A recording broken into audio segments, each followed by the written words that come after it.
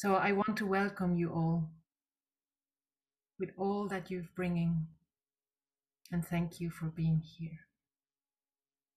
So this is this very early sunset assembly on Turtle Island, and in a perhaps fitting way, I am holding this very lightly, I hope, from Scotland. I am, however, born in America, in South America, but it's one body of land. And I feel myself as a pilgrim, and I think I share a lot of the changes and connections. And I happen to know a lot of the people in this place right now. So I feel entitled to be part of this and very happy to step aside if I'm not needed. So without further ado, I just want to invite us all and everybody who is here listening to take a moment of breath, of feeling where we are right now, wherever that is, however you are.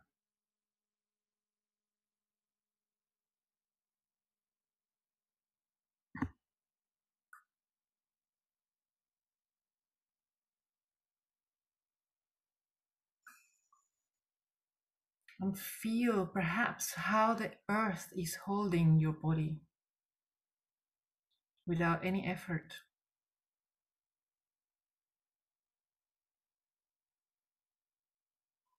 This is an invitation. Just feel whatever is comfortable for you right now. Inviting spaciousness around our hearts.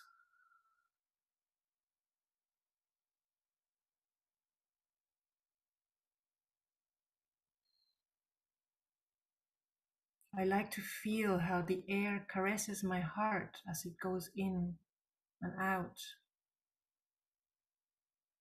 It's a reminder to touching into deeper things, to listen with my heart.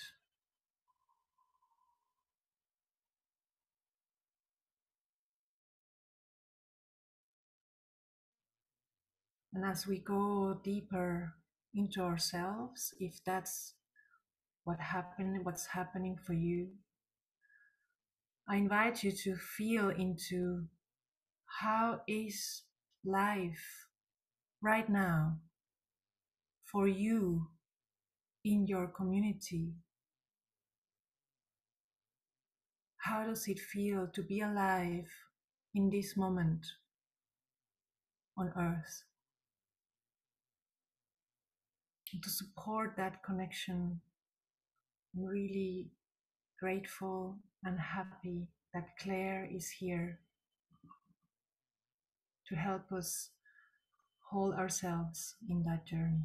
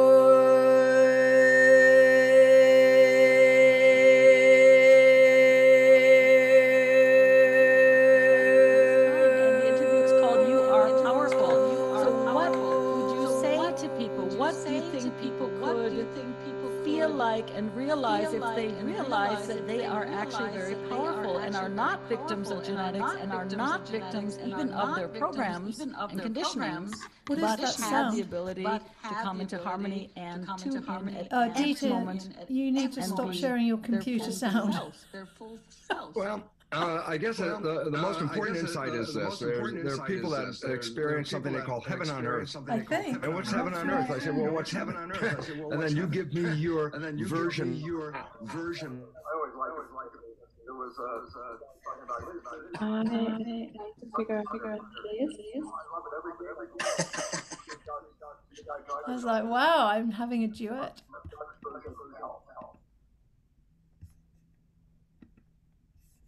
Okay. Whoa, that was punky. That was interesting. That's kind of awesome. You know, that's how one of the Police songs started, because they were composing on the piano, and the radio was on, and there was this opera singer, and they thought, well, that's cool, and so they actually put that in the song. Yes, we're all tripping. That was amazing. I think it was my computer. I couldn't. You said that I wasn't sharing, so apologies for that. And it's really trippy.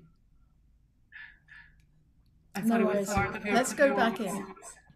We've got a really bad echo. Okay.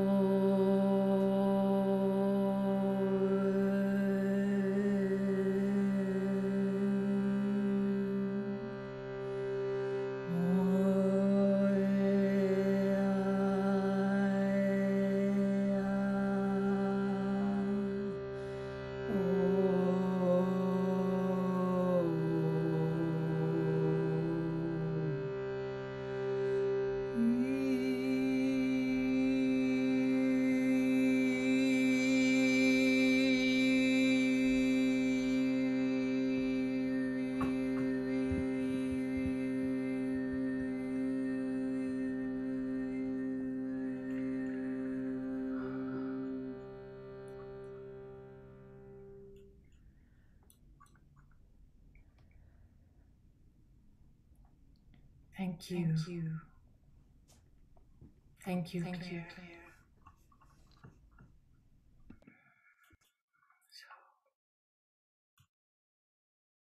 I think we are all burst with the idea of listening from the heart. I can feel my heart activated thanks to your sounds. Thank you so much. I would love to just start listening to all of us. Perhaps just a few words. Perhaps just a few words from Justin. Can you hear me? Just you are the person doing. I turned the sound down, sorry. Great. Just to bring in what has happened in the Scottish Assembly. Justin.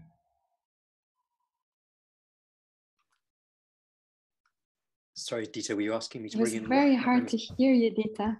Okay. I'll try once more.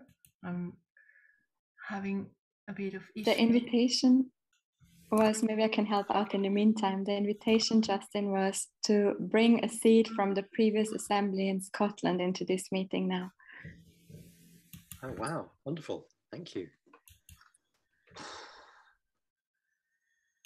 I guess what was new for me in it was hearing about the kind of level of violence people have experienced in families growing up and in neighborhoods growing up, and just the amount of kind of viciousness that happens to people to keep us colonized and keep us kind of enthralled to a kind of very destructive system. And the other part that I heard was really from the heart singing from people, which was really unexpected. A rendition of Auld Lang Syne where Callum got lots wrong. and it was absolutely fine to get lots wrong. And just that kind of, just the willingness in everybody to let us get things wrong. And that's okay, not have to get it right. And that was the strongest feeling I got, was how do we learn from our mistakes? And I guess in terms of Scotland, Scotland's been internal colonization that's happened here, people being thrown off their lands, communities being thrown off and pushed into factories and pushed abroad to colonize elsewhere.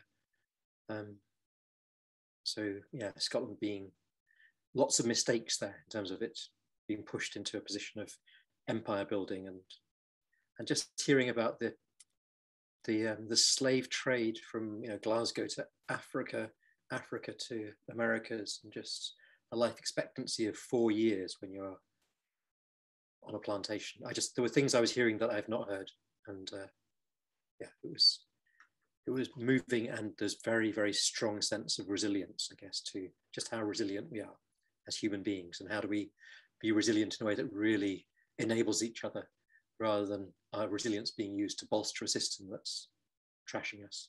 So thank you for asking. I really appreciate finding out what was inside me there. Thank you. Thank you, Justin. In a similar, yes, that's a good point. In a similar spirit as what we had before,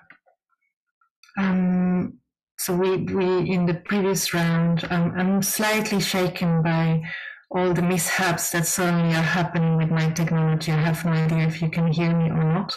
Maybe it's a sign that I should give this to somebody else. But you're really loud now and kind of distorted, actually. I thought it wasn't bad before. Right. But we do want to hear you. Is that better? Great.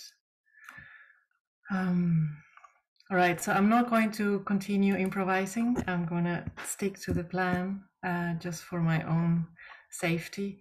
So I just whisked out some time ago a random order of a circle, and I would like to invite people to just follow that. And if so, there might be some people who are not here, and then we'll just continue to the next one.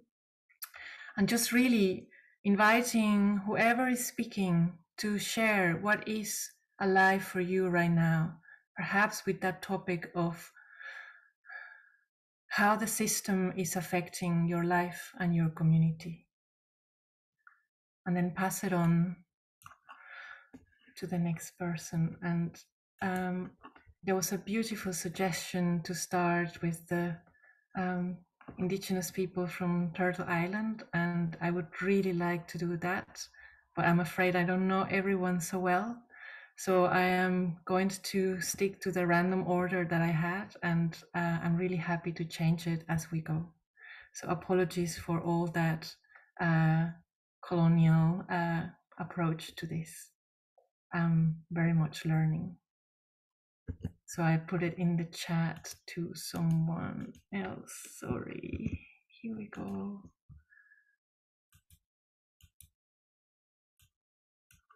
I had too many compliments before, so it's. So I'm gonna start, and I would like to say my name is Dita. It's a strange name, and the way that it landed on me was through shame. I'm partly ashamed of the name that was given to me because my parents were part of a culture that was shamed into being who they were. They were Galicians after the Civil War, where they were not accepted as a culture. So they moved to the Americas, and to some degree, I don't think my parents were so much part of that, but I saw it a lot in the community of Galicians. We did something similar to the people around us. We also shamed them. We also thought that their language was not as good. And I can feel in myself the scars of both being shamed and oppressed, and of shaming others and oppressing others. And that doesn't make it less. I'm not trying to justify myself, but it's a pattern I see everywhere. And it's that pain, it's that place of, I want to remember that beautiful word in Scottish, the harrit, that scratching, that tearing of the soil and of the people and of the culture. That pain is what I feel right now in my heart, is fueling further and further more cycles of pain and injustice and oppression. And it's that place perhaps that gives me hope, because I believe that if there is a pain that I can touch in myself, I'm learning ways of giving it space and love for transformation. So perhaps there is something that I can do. That's the way I connect to land. My roots are in the air. I don't have land. I move from place to place. And it hurts, and it's beautiful.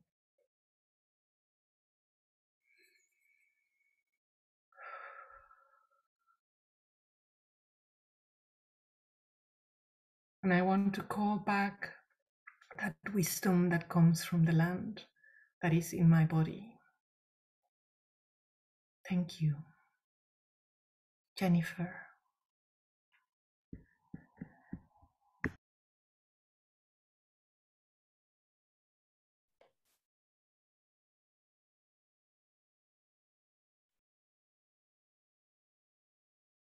Thank you, Dita.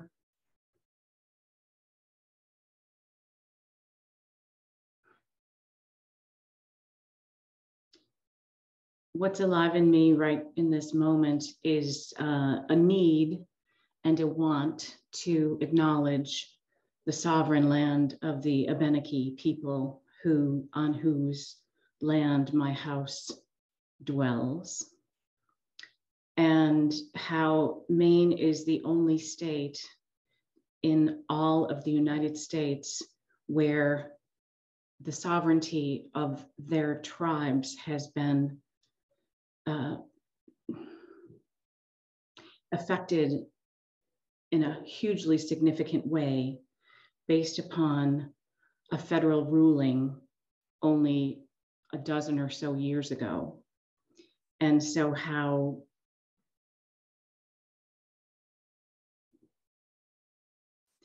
alive in me is this idea that this is not these beautiful flaming scarlet maple trees belong to earth and were tended by the people who own and are sovereign to this land. And what's alive in me is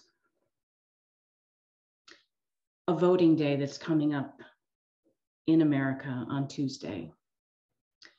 And in Maine, where I live, there is a question on the ballot that on the face of it seems like a no-brainer.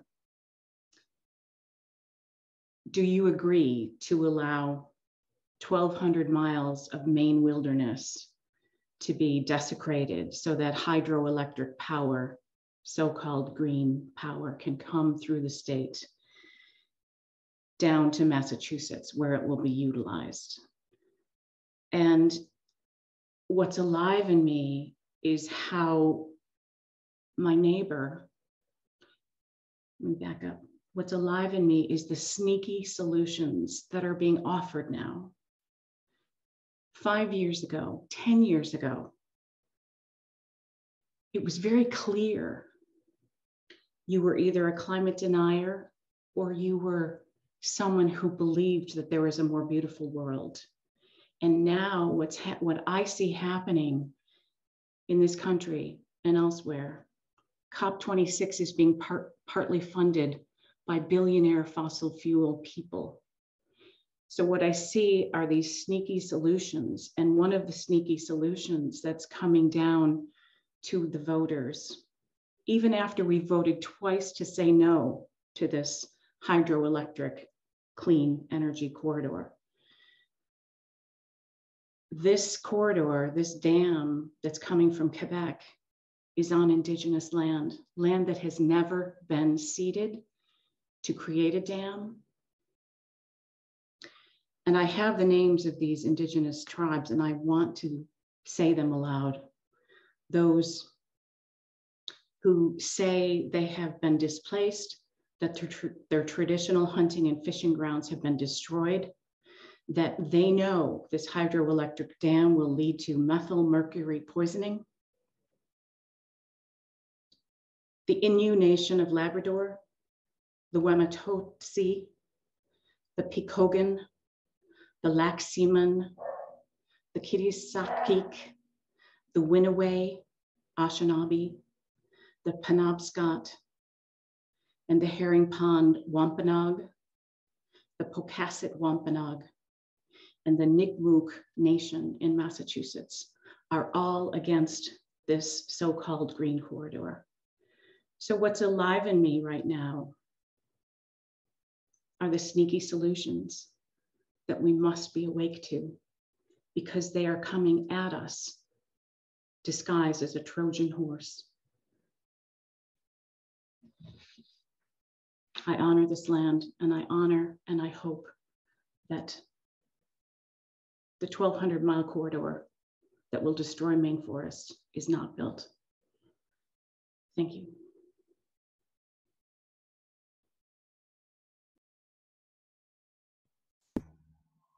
Thank you, Jennifer.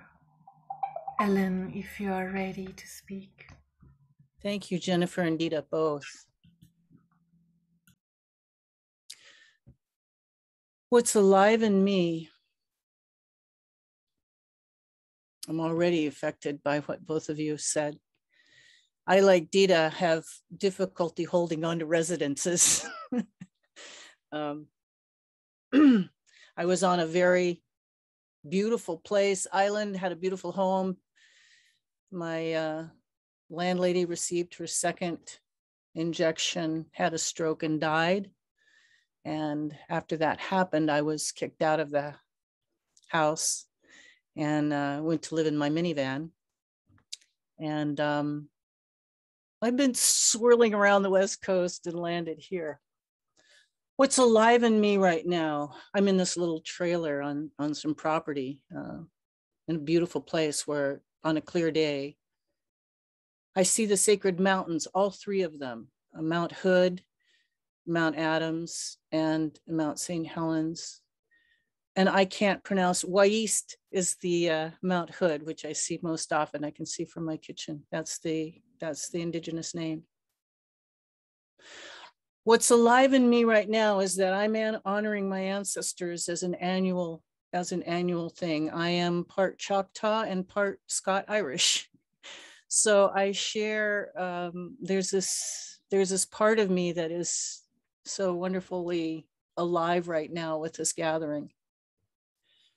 I got a text at 11:30 the other night from my only cousin who, I'm the matriarch in the family now, I'm the oldest. My only cousin who really is aware of our indigenous original instructions. She knows the original instructions as I do. And she texted me at 11:30 the other night and was berating herself for failing me because I'm homeless.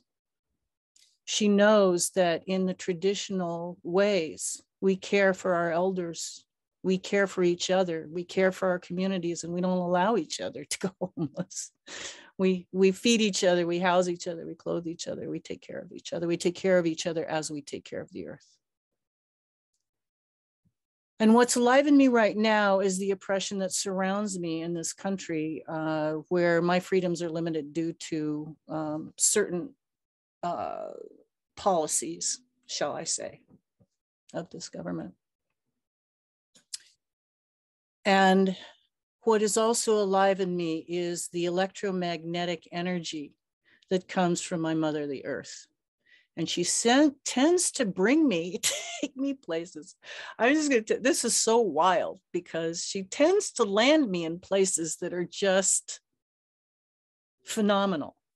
So although I am displaced kind of constantly, I end up on this place where the land that I'm on right now is owned by a man who is building everything toward self-sufficiency.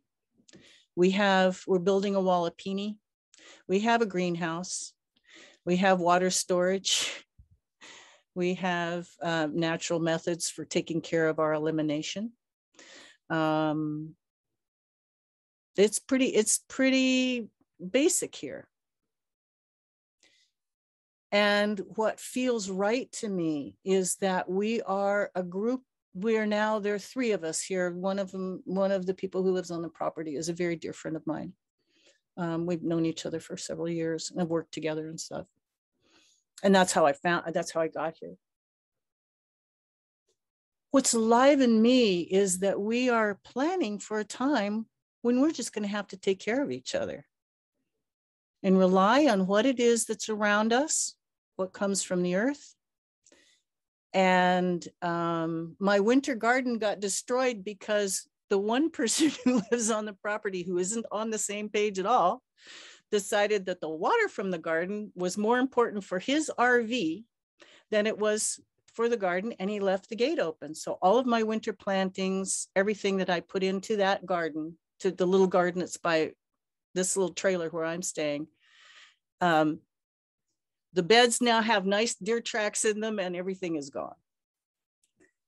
And so last night I was with that very deeply, thinking about today and thinking about the fact that the irresponsible, even in a collective community, the irresponsibility of one person, the extraction of one person, even in a small group, has to be held in some way. And so I'm working through that. So what's alive in me right now is a way to talk to the guy with the RV up there about destroying the food from my winter garden.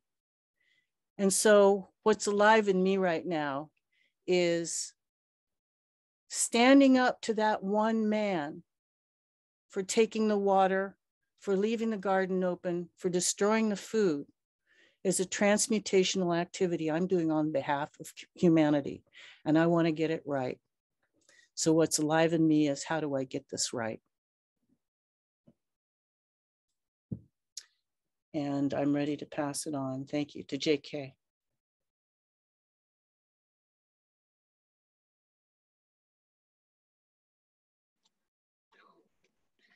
Hi, I'm JK Lilith, and let's acknowledge I live in Lenape Muncie land. Actually, it's wetland. It's landfill. It's the eastern edge of Manhattan. And there are streams everywhere. There are willow trees telling us exactly where those streams are. So I feel a connection to this little piece of earth, even though the earth is deep underneath us and all that. But lately I've been feeling, I've been feeling connected to the ancestors from my lineage. I don't really know much about them because I'm Jewish. And so our history was erased a few generations ago. And I know that what I look like tells me that there's more to the story. There's other ancestors who played a part. And what hurts is that we all have indigenous roots and languages that were stolen from us. All of us, except those folks we call the indigenous today. And I'm alive to that and to the passage of time. I'll be an ancestor also. And the voices of the non-human. And this is what constantly arises for me, is when we talk about the challenges we're facing and the suffering that we're observing and the things that we're fighting for, I often wonder, where is the voice of the non-human in all this? It's with me all the time, all the time. I always feel like a recent arrival to this species because I haven't bought into the tunnel vision, you know? Like this little critter that keeps intruding on me. We live without language because, you know, the animal is still speaking to me very, very strongly. I just want to say a few words about that, that hydroelectric water. Our new governor has approved the extension cord from New York City to Quebec. She's been doing some good things lately, but she got tricked into that one. And National Grid hosting COP26 and also Climate Week here in New York City. National Grid is now under investigation by the Environmental Protection Agency for racist practices, for having imposed a frack gas pipeline through the communities in Brooklyn that have the highest asthma rate in New York City. And the largest underground oil spill in the United States. So that fires me up, makes me really angry, and that anger is very alive sometimes, but then there's also the deep knowledge, deep time, deep recognition that we're older than all that. We're 4.5 billion years old. And as a species, we're pretty young, and I feel that we're in the birth canal, and birth is bloody and dangerous, and maybe we'll make it, maybe we won't, but you know, we're a young species and we have a lot to learn. That's enough for me. I'm passing it on to Kathy.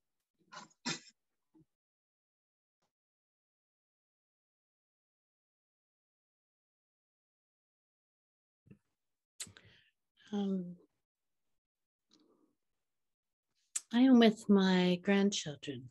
I have 3 sons and I have 4 grandsons. And the newest little one was born on Tuesday. His name is Ivor. I live around Georgian Bay in Canada, but right now I'm in Scotland to be with the birth of this little one. So I feel like this place I'm in, it feels very much like grandmother, and I love being a mom, but I feel like these little ones have just opened my heart in a way that I didn't know was possible. And I find myself wanting to tell you that we had Canadian Thanksgiving a couple of weeks ago. And so in the school, the kids had to color a turkey, but then they had to say, I am thankful for. And my little 5-year-old grandson said, I don't know if you know who Terry Fox is, but Terry Fox was a young man who had cancer of a leg and had it amputated. And he ran almost all the way across Canada raising money as a teenage man for cancer. So my little grandson had learned about Terry Fox Day and they'd run. So anyway, his answer he says, I am thankful for Terry Fox, nature, my mom, and the earth.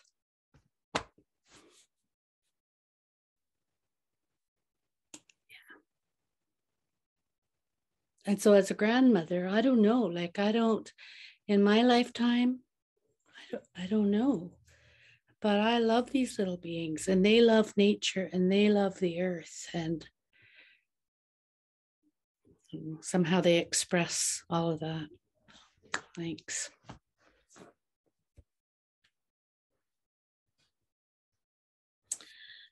I'm Sarah. I think I'm. Thank you. Hi everyone. I'm taking you all in, and I'm also taking some deep breaths as I do it. The prompt posed to us, as if I recall, had the word impact in it, and had the words in our communities. What are we feeling right here at home? And so I've been kind of just feeling into that question. How does it feel in my body when I wake up in the morning? And I notice a feeling of concern that I can't shake, that's with me almost all the time.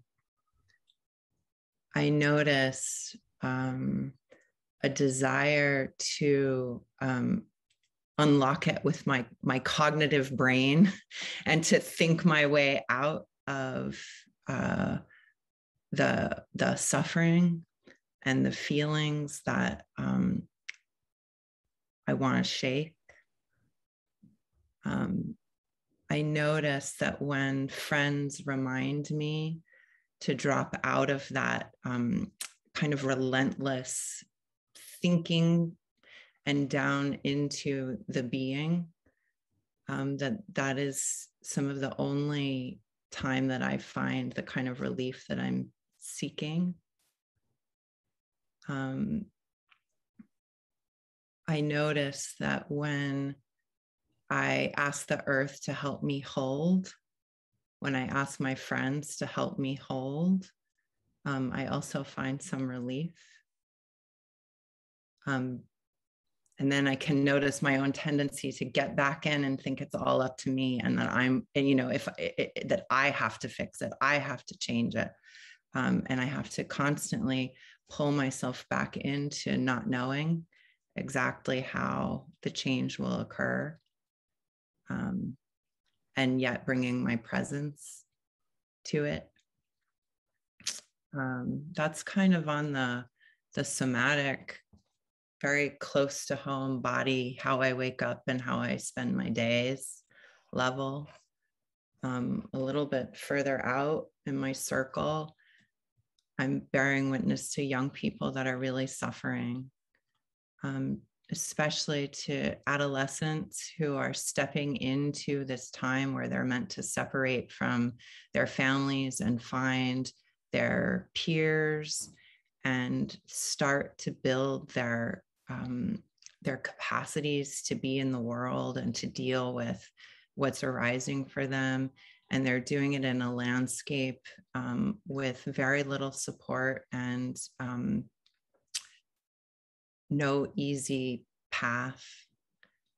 And so I'm seeing, I have teenagers in my house, and I have a teenager and a preteen, and many parent friends who have the same, and children who can't find the mental health support that they need, children who are self-harming, children who are struggling to find purpose in what they're doing, children who are being driven so hard to achieve in a particular way because they feel that it's the only hope they have, and yet are not allowing any space for themselves to be and to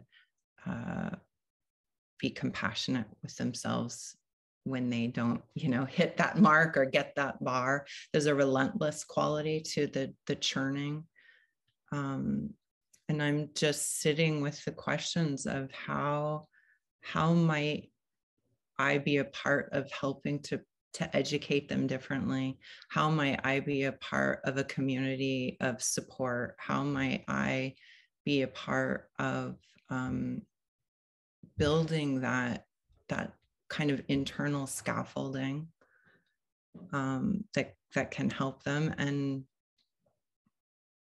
also how can I also learn to sit back and allow them their process of being alive in this time, their time, their lifetimes, knowing that they're going to be facing stuff that I didn't have to face when I was their age in the same way.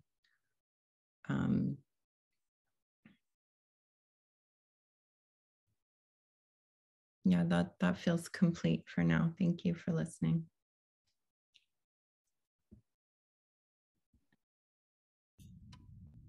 I think I'm next. How has the system affected my life and my community? That goes way back. First thing that comes up is, do I even know how to speak from my heart? I love that intention, and what feels like practicing it sometimes, but yeah, there's a lot of disconnection from this body that has been present all my life. A lot of numbness.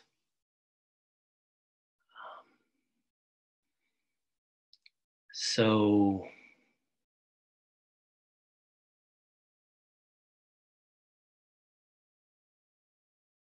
I welcome the challenge of coming back to life.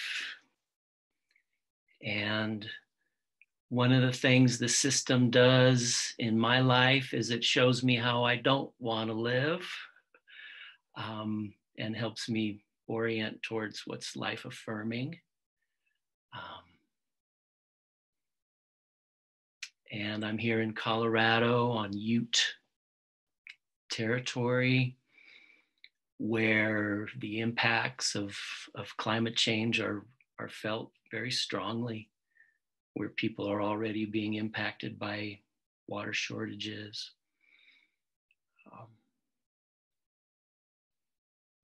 Losing their livelihoods. So there's a lot in that question. And there's the privilege, the white privilege, the male privilege, and a lot of unconsciousness that comes with that, a lot of assumptions. And again, it's a beautiful thing to be living out of that and to be held in circles like this and really listen to. Being able to take that space to feel like what wants to be shared now, as opposed to what I might have rehearsed. So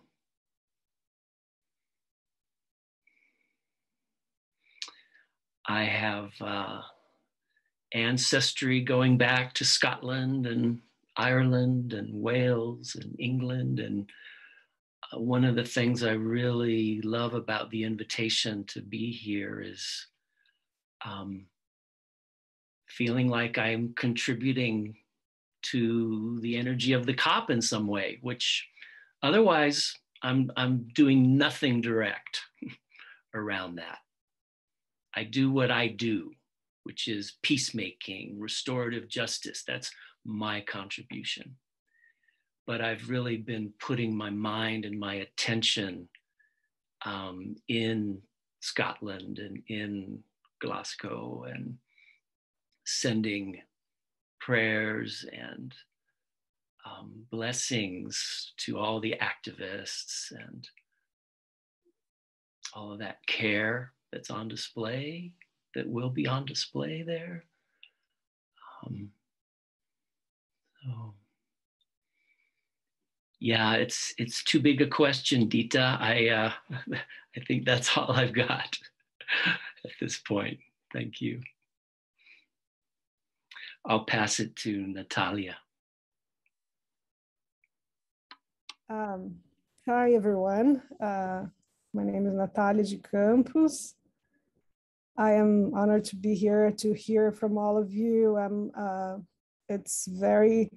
Everything is very moving. There's so much that's alive for me right now that I don't know what to pick based on also what has touched me from what you all said. I think I'll start with the positive, which is to be here with Savitri, who I'm honored that invited me, and I wanted to hug her for so long and for so many things we all have been through, and I know she's going through. And yeah, just for the honor of knowing her and now knowing you. I live in New York, but I'm from Brazil, and in my immediate surroundings, I think what's alive for me, it's really the pain of the city with COVID and all the consequences, and focused on a work that I did last week of reading for people on a sidewalk, and how much that affected me. And still I'm processing on how people are really trying to go through and take their lives back, but they're really hurt and they're really, in different places. Some people are really trying to be happy and saying they are happy in the feedback they gave to me. But then at the same time, others are in such dire situations, especially in the Lower East Side of New York, where I was, where I am all the time, and I see a lot of people in more poverty and so on with the consequences of COVID, and not only just that, but that in particular.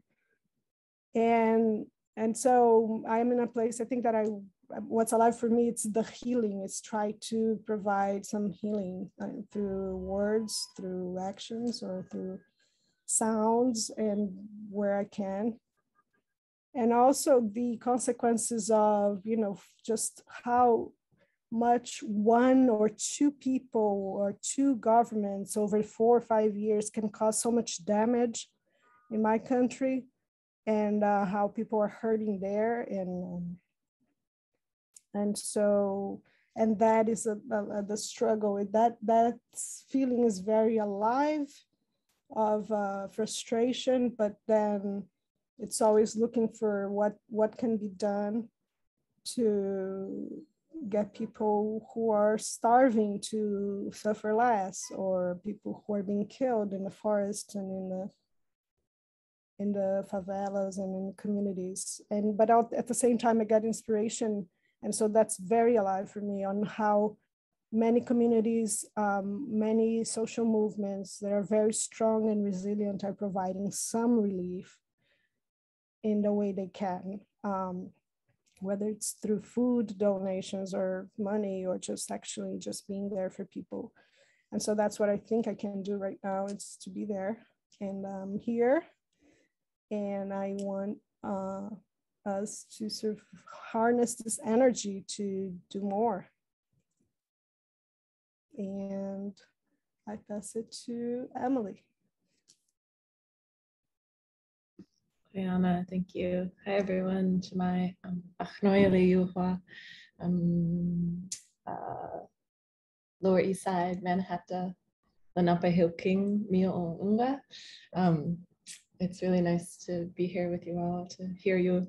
I'm Emily Johnson, and I shared with you my Yupik name. I'm from the Yupik Nation. I live on the Lower East Side of Manhattan in Lenape-Hilking. And I am a land and water protector. And we are in a fight right now to protect 1,000 trees in the neighborhood that I live in. A lot of you here are involved in that. And we have a big march on Sunday and a gathering at sunrise on Monday. So there's quite a lot of action kind of in everywhere right now, including in my body. I feel very active, while at the same time feeling pretty,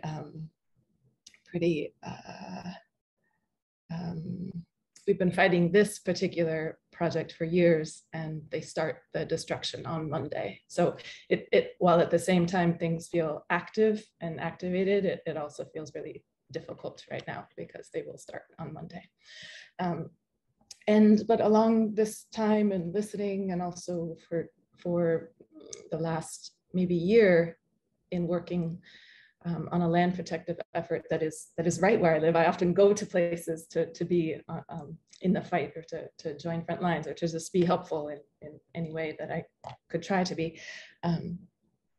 But I have been thinking so clearly, and I think feeling through the ground, how all of our land protective efforts are related. And so sometimes that gives me a great energy and great hope in that we are working together across such vast geographies. And I do really feel that through the land and through the relationships with our more than human kin, most particularly those are who we are fighting for right now in this particular fight right now. So yeah, good to be here with you all. I feel like my attention's a bit divided because there's so much action right now, but I'm happy to be here. I'll pass it to Dunia. Thank you, Emily. My name is Dunia. I'm currently in Montreal. I've arrived very recently, so I'm still learning how to pronounce the name, the indigenous name of this land. I've written it down in my name. I find it very beautiful, the way it looks. So hopefully soon. Yeah,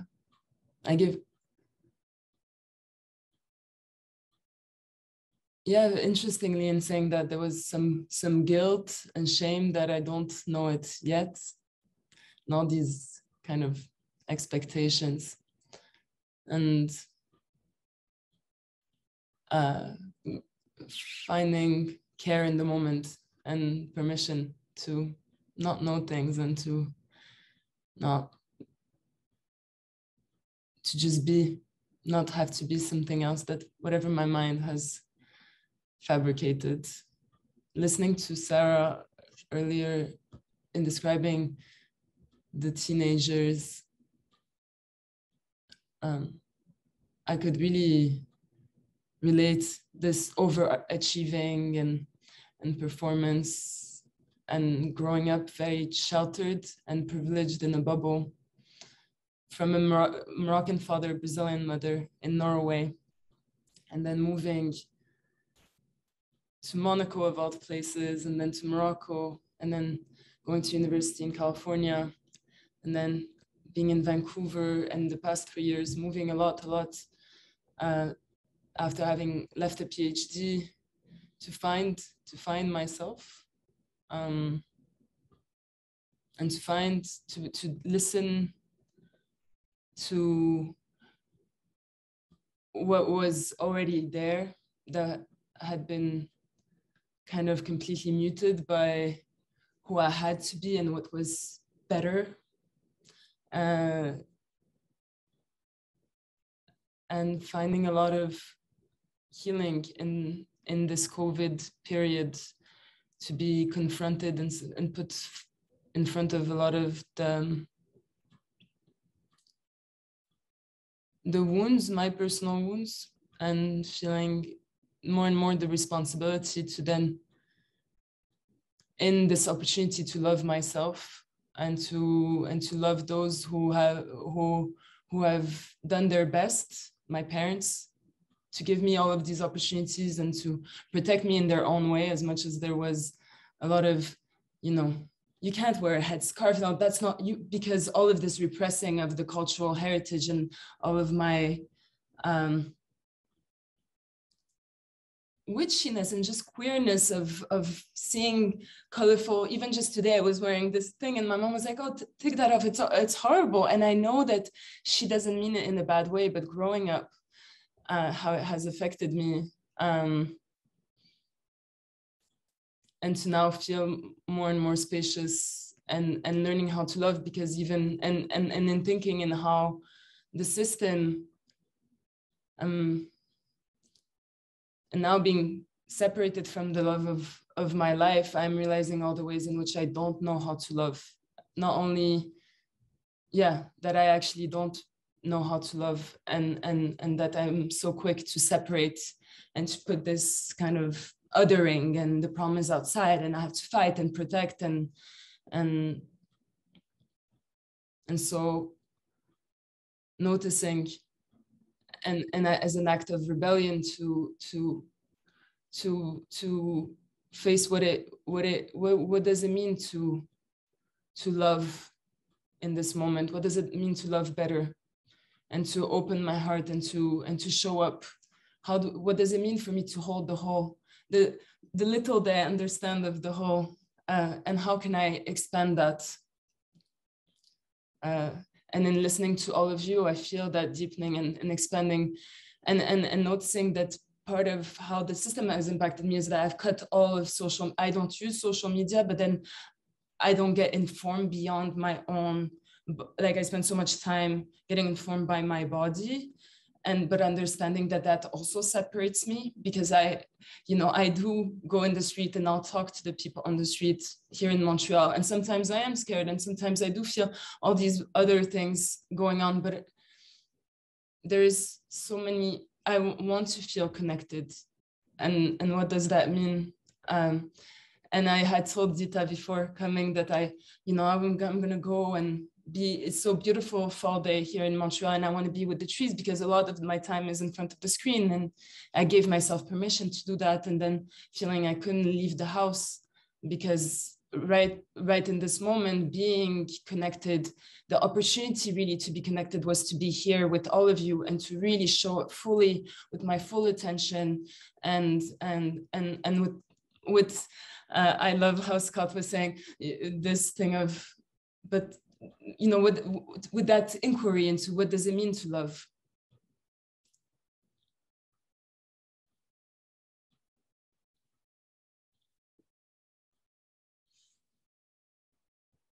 Thank you.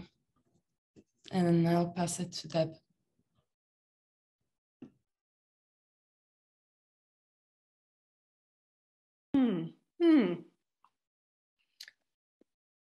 When I received the invitation from Dita,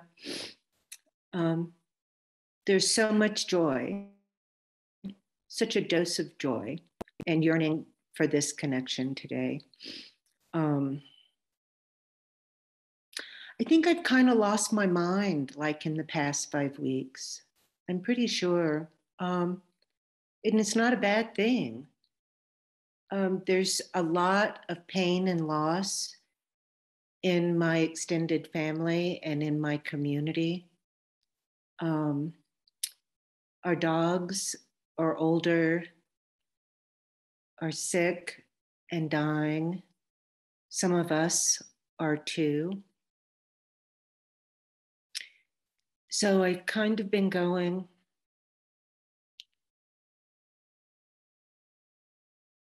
I don't know how much more we can all take. And I experienced so much fear that I was going to lose my dog best friend.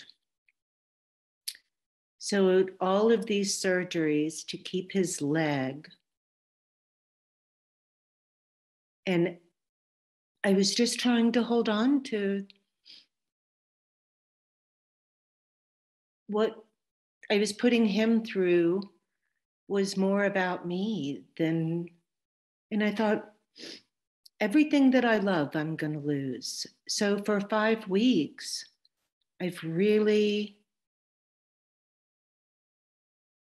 been digging in the dirt. It's time for me here in Colorado to put the garden to bed.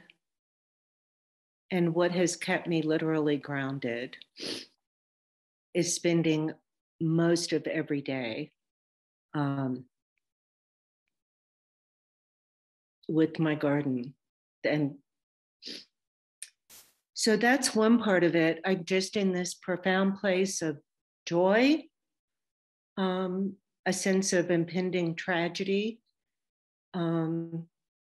that I cannot shake because I think it's a real thing. It's the times we're living in.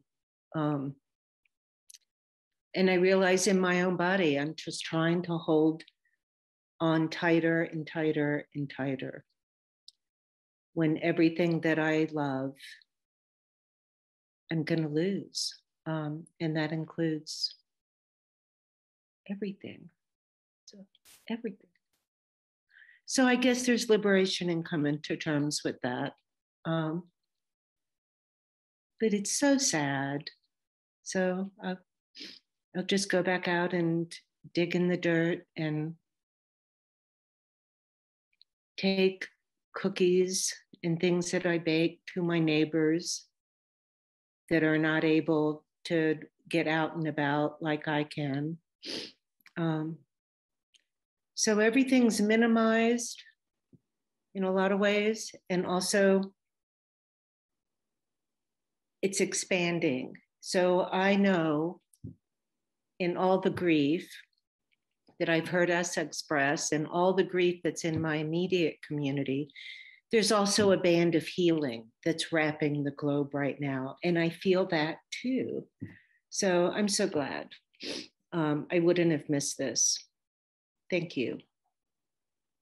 It's medicine. And I invite Claire.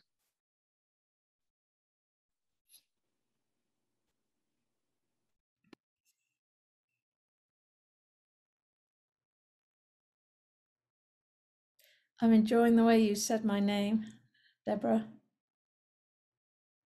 It was so full of delight, like you've discovered something magical.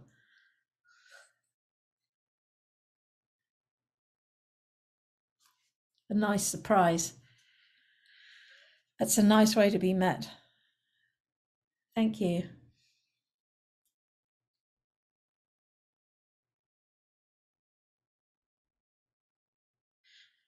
This is a big space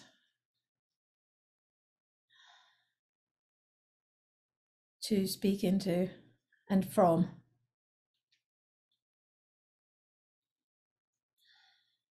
There's a million start points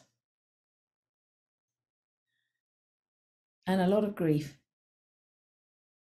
Even my fridge just went quiet when I said that. About time.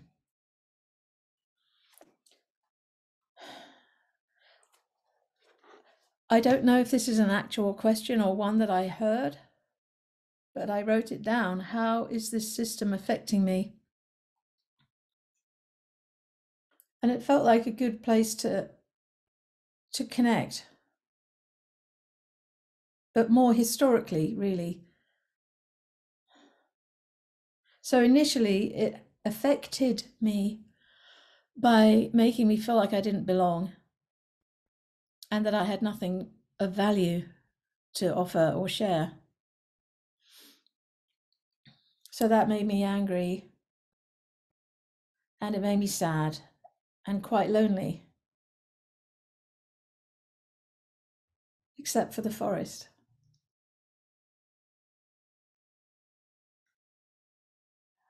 It was all different in the forest, on the bluffs, by the ocean.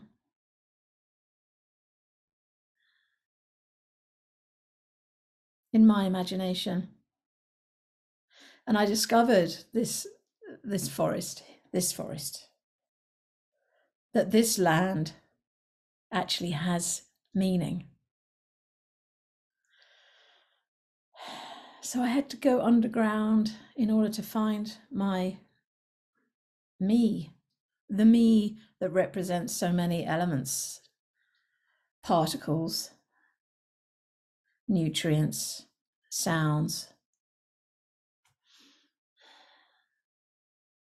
I experience atmospheres, I generate atmospheres, I participate,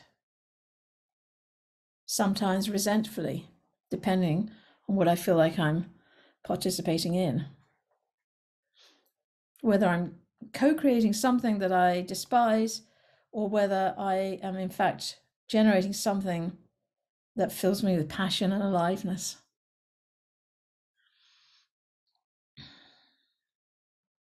I'm learning over time that I need company. I've kind of gone on this trajectory from a solo element of life into somebody that recognizes that I really come alive in company. Human, I'm talking specifically human, because that's what I was not so bothered with earlier. Navigating that was always,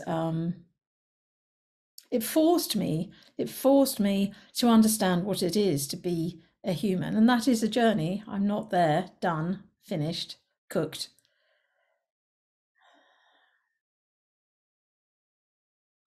And sometimes I find the best thing to do is just simply swear. I don't know if that's my culture, but it's so satisfying.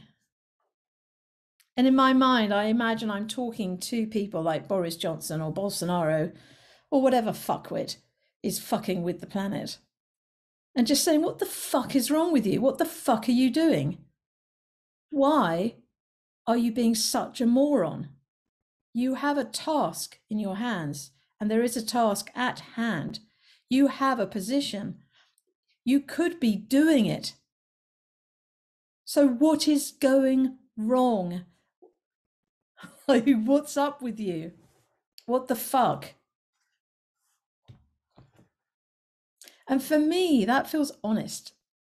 You know, I was taught to be so fucking polite.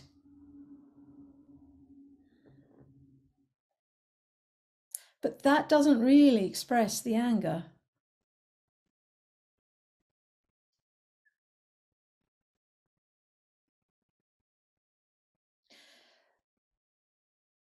I've already cried today.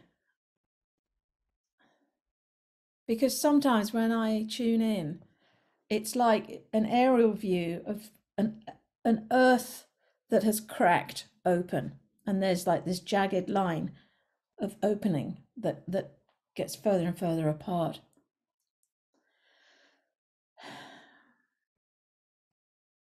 And in a way, to me, it's like the simplicity of feeling our earthness is so available, and the willful disregard for doing that.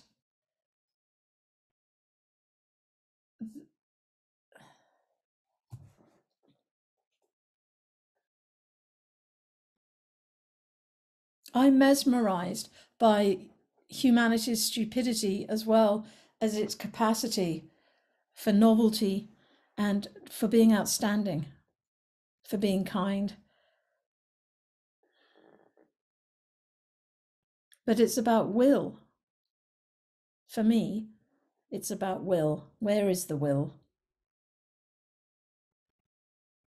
And now I'm suddenly thinking of France.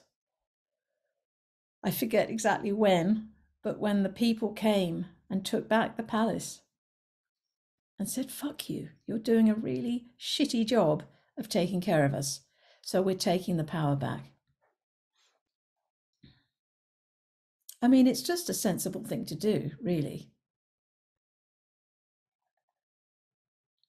So I guess I'm wondering for myself, if I'm not obliged to be polite,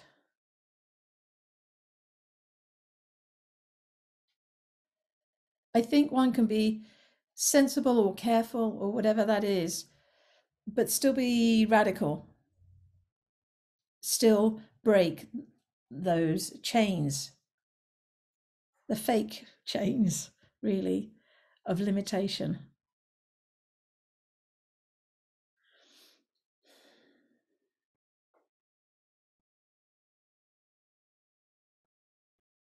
I'm glad I have music and sound and the wind. Thank you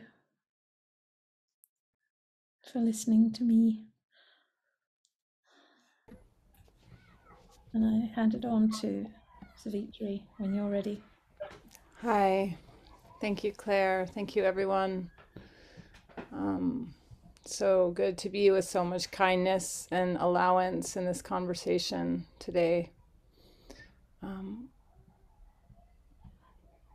I think about the system, and I think mainly my imagination feels dead, or that the obstacles that the system presents to me have flattened some part of my imagination or my dream life, my connection to spirit, to other times. I feel right now that this is the main impact the system has on me. And it's introducing all these really basic kind of remedial questions like, well, is it really true that we can't fix things because haven't we only ever tried one way of fixing them? Or isn't it amazing that all babies have to still live inside of a belly to be born? Or what would happen if we all just went to sleep for a few months? Or I'm trying to like back my way out of all these obstacles that surround my imagination by asking these really, they're not childlike. They feel completely sophisticated, but remedial questions, I guess. I feel the pain of segregation in my community a lot. I feel it in every room I go in. And the reckoning of this so-called nation that I'm a part of with race is just so painful, so raw, so undone, so incomplete, so murderous, treacherous, all these things. And you know, I see this is our lifetime. This is not going to be better. There's no better. It's just a lifetime of work for all of us here. And I'm grateful to be part of communities who are committed to that. It's really slow. And as someone whose work is really earth-based and you know, that's the drive of my life. I worry about all the creatures, our cousins, you know, our human conversation is narrow. I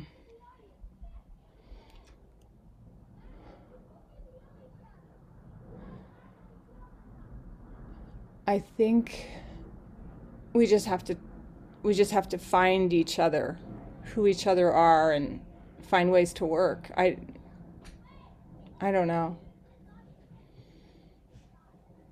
I'm willing to fail until I lie down and die, you know. And I'll do it with anyone who wants to join me. But what I really feel, if like I'm really honest, is that I'm having a very difficult time being inside. No matter what, I just want to be outside. I go inside, I just want to go back outside. I come inside, I just want to go back outside. And I don't care what the weather is, I don't care what the temperature is. I just feel that the answers and the messages and the conversation I can have under the sky is the one I want.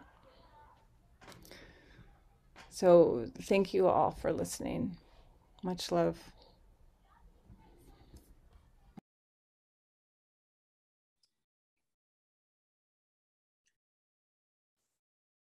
That makes me feel like I should grab my sunset cam over there and go downstairs and out onto the back patio to talk. It is interesting. I spend a lot of time in this spot. Those beams behind me are like instantly recognizable by a lot of people I consider my community. The question, you know, what are you sensing in your heart, in your community? I took to be, you know, the place where I am. And for me, the community I feel most connected to, the human community, is not place-based. It's this tribe that I can instantly sense, you know, others being a part of over and over again, people I've never met before, or that I've met and you know, once or twice, and a bit of that energy is still there, but I can't even place, you know, Scott. I think I know we've crossed paths, but when was it, you know?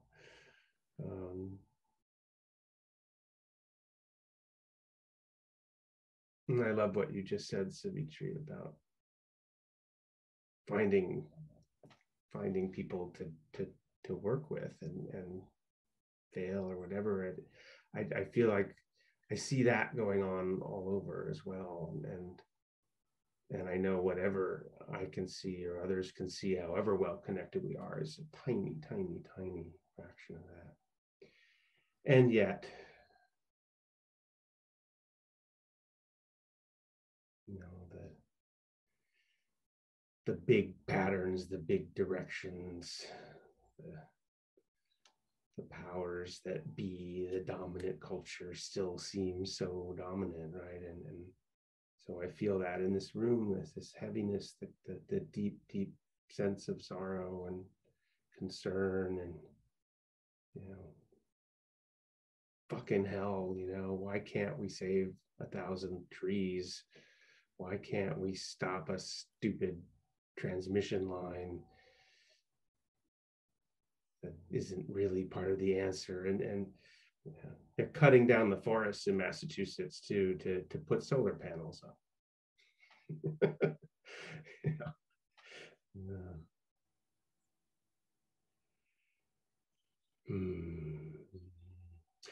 And yet, you know, well, I live with enormous privilege. I'm so fucking lucky in so many ways. So I get to have a richness in my daily life that isn't just, I mean, there's material things, there's the food I get to eat and cook, and the family that I'm surrounded by, and the woods, and the Pawcatuck lands here, what's now Western Connecticut. But there's also the richness of these connections and the work that I'm fortunate enough to be able to do that puts me in touch with them all the time. and gives, with an unlimited opportunity for more, and so many more people to meet and do things with, and exciting new tools to play with, in service to this moment that's calling to so many of us, billions, it seems to me. There's Dita knows this wonderful poem, Co-Sensing with Radical Tenderness. I hear you, Scott. I don't know, as one of the few men in this council, how do I really find what's here? I sometimes just, I need a little help. Let's see what this says. Condition your intellectual, political, and affective muscles for facing storms and running marathons in torturous terrains. I think we're doing that.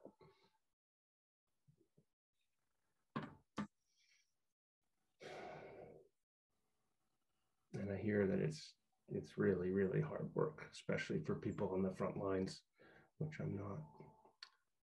And I honor that struggle and sacrifice as best I can.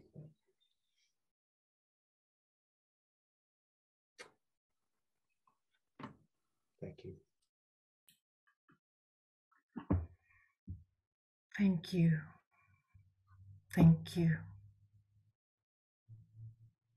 Thank you all for your stories and your struggles and your visions. I wish we had scheduled more time for this. It's been so amazing. So I have a emerging plan to bring the opportunity to touch that hope that I spoke about at the beginning. We don't have time to go another round because we only have a few minutes to end. But I really want you to just take a minute to feel into that place of resilience that I know you all have. I know I have. And perhaps if there is a word or two that you can put in the chat that we can all see after a minute. And Claire, can we hear your bell while we touch that place of hope? Yes, I'll play it 3 times. And just so you know, as far as I can see, the chat won't let us see each other. It will now. As for the moment, just have a minute to touch there, and then we will enable the chat, and people will, I think. Otherwise, we will get it all and share it with everyone.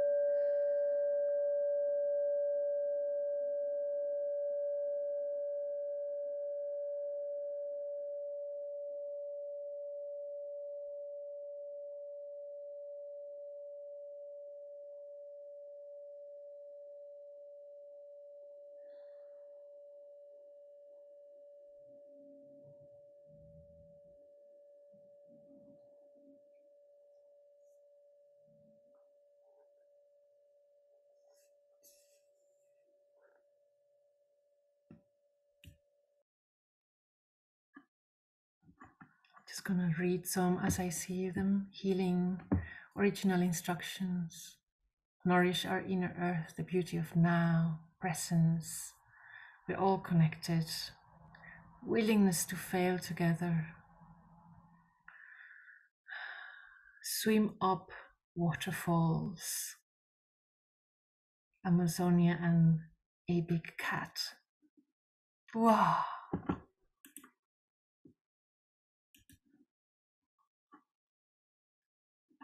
Mercy in practice.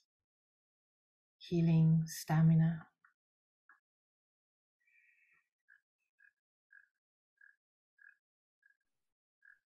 Courage and honesty.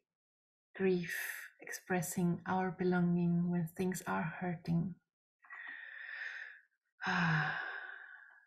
To me, hope is also in this coming together in this strange way. I so much would like to meet you all outside in the sunset. And somehow having this technology and the way we use it is perhaps also a source of hope. So I want to thank you all again from the very deep and shallow and every part of my heart for being here in this earth, in this moment of challenge and transformation. I feel blessed, and I hope I will get to know more of all of you in some way. Thank you.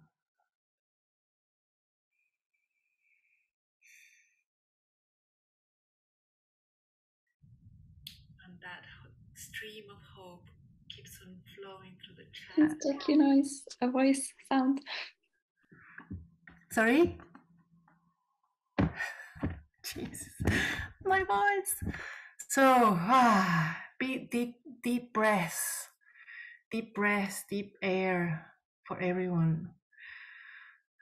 We are keeping on, and whoever wants to participate now, also from the witnesses who have been so beautifully supporting us with their presence and their energy, inviting you to come in and share. I can't see you right now. I'll change my screen. If people would like to participate, we thought we would have these sharing circles to continue sharing from the heart as we have been. And for those who need to leave, blessings on your journey. And there might be some joining as well. So perhaps we will just allow people to step in. We only have, I think, half an hour until the next session. So it will be just a few sweet, short sharings. And I trust that the time will be as it needs to be.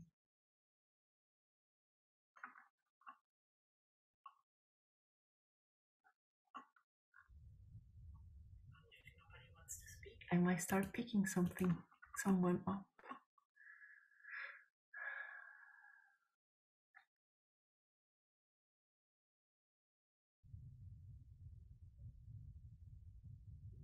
May I suggest, Marcela, would you like to share something? You're on mute. Yeah. I am right now, I am a bit tired and sick, but I am, as a witness, I am touched by all the stories, and I see myself in a lot of them in different ways. I am from Guatemala, and I am living in Spain right now. I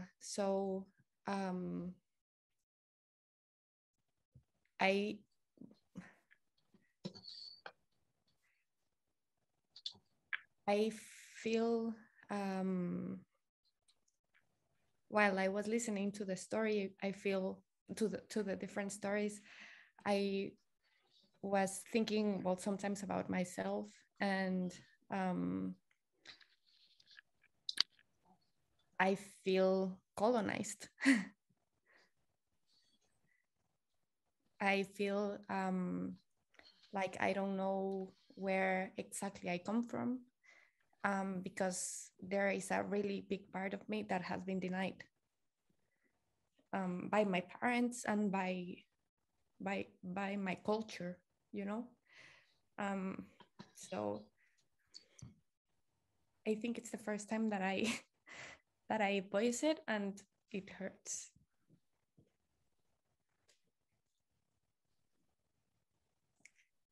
Yeah, so sorry for that.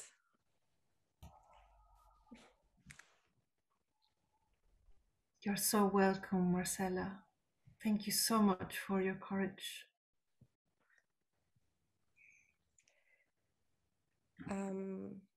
Thank you. So I have been asking for my, of course, I am Spanish, but I am also indigenous, but the indigenous part is denied completely. And I also feel like I am part of the oppressor, because in Guatemala, I am Spanish. And as I said, so I have a difficult relationship with myself because of that. And I also have a really deep connection with my country. And I don't know, I have been very with myself, healing and focusing on myself and just looking at my plants and being happy because there is a new leaf and it's green and it's growing, because 6 months ago, I was overwhelmed with everything that was happening in the world. So I just decided to shut down and stay with myself and heal. And listening to all of you, I started to feel connection again, you know, because as I said, I was very like sheltering in a bubble for a lot of time, or 6 months or something like that. And I am in a process of transformation, and I am really grateful for the space and for the sharing, because I am starting to feel that I am ready to go out again, and in a different way, because as I said, I was overwhelmed because I take a lot from what is happening, not only here, but especially in my country, especially in Guatemala, because there is a lot of pain and trauma, you know, that it has not healed in any way, or is not recognized. And I think that is similar to myself, you know, like pain that I don't know how to recognize. So I think that right now I am starting to feel like I am ready to connect again to the outside, and because I have been just working on myself, and sometimes I feel selfish because of that. But yeah, I am just grateful for the space. Thank you. Thank you so much, Marcela, and thanks for being here as well. Thank you for inviting me to speak. I'm glad I did. I would love to, I don't know, Cara, I don't want to put you in a spot, but if you would like to share something, and it's very fine if you don't.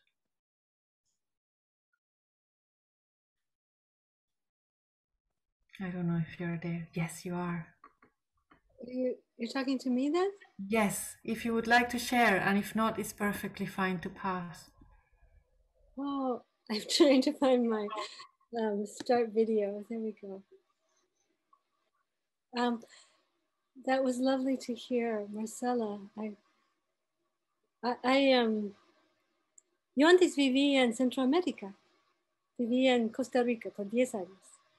Y viajé por todo Centroamérica. But I'm American. I live in Eugene, Oregon. But my son was born in Costa Rica, so I have a strong connection to Central America. And so I was very touched by Marcela speaking. And I know that he also feels that same conflict of having the indigenous blood and then European blood. And so, and myself, I am also like in a state of anxiety, hope, and prayer this weekend for our world. And so I'm also just here to listen to people's pain, to people's hopes. I'm doing the same inside. I'm looking at the sunshine out the window right now, and it's the golden leaves, you know, the beautiful golden leaves of fall.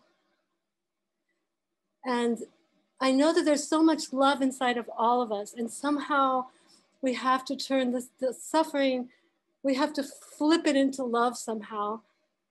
And I know that this process of listening to each other is so important to do that. So thank you. And I'm sorry, I've been turning off my screen because I've had family is a small house, and family members have been in and out with lots of busyness, this very, very busy household this morning. So I could not listen a lot or share my screen, but thank you. Thank you. Thank you. Thank you, Cara. Thank you, Marcela. Thank you, everyone. We are approaching that moment where we start preparing for the next assembly, and I want to just tell a short story about this group of crazy people called Grassroots to Global. We spend a lot of time preparing. We think about so many details. We come with amazing plans. And we always find a way of, I don't know, fitting what I feel is most natural. So originally we had thought we will have 2 Zoom lines, one for the assemblies and one for the circles. And we've ended up just using the same one. And I find that we may have a bit less time to listen to people, but it feels so much more at home. I feel so much closer to everyone just because we are doing this together. So I, again, would love to thank every participant here for your presence, your patience, your understanding, if you have some. And I want to thank all my beautiful beings from Grassroots to Global for just being so amazing and having me as part of them.